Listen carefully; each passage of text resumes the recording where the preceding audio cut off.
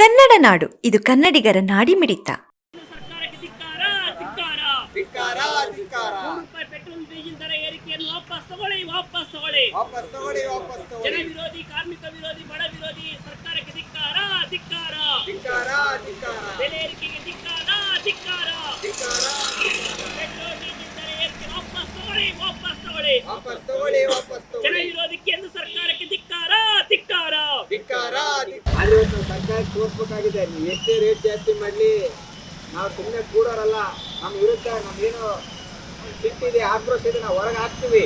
4 ಜನ ಇರಲಿ, 40 ಜನ ಇರಲಿ, 4000 ಜನ ಇರಲಿ, ಒಂದು ನಮ್ಮ ಸಿಟಿ ಅಂತ ನಾವು ತೋರಿಸ್ಬೇಕಾಗಿದೆ ಸರ್ಕಾರಗಳಿಗೆ. ಇಲ್ಲಾಂದ್ರೆ ಅದು ಮೌನ ಸಮ್ಮತಿ ಲಕ್ಷ್ಮೀ ಆಗುತ್ತೆ ಸ್ನೇಹಿತರೆ. ಹಾಗಾಗಿ ನಾವೆಲ್ಲರೂ ಒಟ್ಟಾಗಿ ಮಾಡಬೇಕಾಗಿದೆ. ಏನಾಗಿದೆ ಸ್ನೇಹಿತರೆ, ರಷ್ಯಾದಿಂದ ಪೆಟ್ರೋಲ್ ತರಿಸ್ಕೊಂಡ್ರೆ, ಡೀಸೆಲ್ ತರಿಸ್ಕೊಂಡ್ರೆ ಭಾಳ ಕಡಿಮೆ ರೇಟಿಗೆ ಸಿಗ್ತಾ ಇದೆ.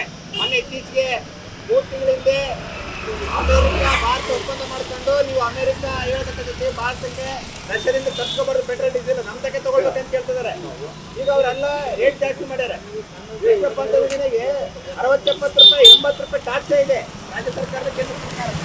ನಮ್ಗೇನಾದ್ರು ರಷ್ಯಾದಿಂದ ತರ್ಸ್ಕೊಂಡು ಟ್ಯಾಕ್ಸ್ ಇಂದ ಕೊಟ್ಟರೆ 40 ರೂಪಾಯಿ ಡೀಸೆಲ್ ಸಿಗುತ್ತೆ, ಪೆಟ್ರೋಲ್ ಸಿಗುತ್ತೆ. 80-80 ರೂಪಾಯಿ ಟ್ಯಾಕ್ಸ್ ನಾವು ಹೋರಾಟ ಮಾಡ್ತಾ ಇದೀವಿ.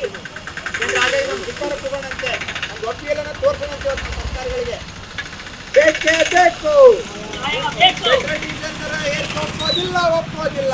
ಪೆಟ್ರೋಲ್ ಡೀಸೆಲ್ ದರ ಸಮಗ್ರ ಸುದ್ದಿಗಳಿಗಾಗಿ ತಪ್ಪದೆ ನೋಡಿ ಕನ್ನಡ ನಾಡು ವಾಹಿನಿ. ಸಬ್ಸ್ಕ್ರೈಬ್ ಮಾಡಿಕೊಳ್ಳಲು ಕೂಡಲೇ ಪಕ್ಕದಲ್ಲಿ ಕಾಣುವ ಬೆಲ್ ಐಕಾನ್ ಕ್ಲಿಕ್ ಮಾಡಿ ನೋಟಿಫಿಕೇಶನ್ ಪಡೆಯಿರಿ.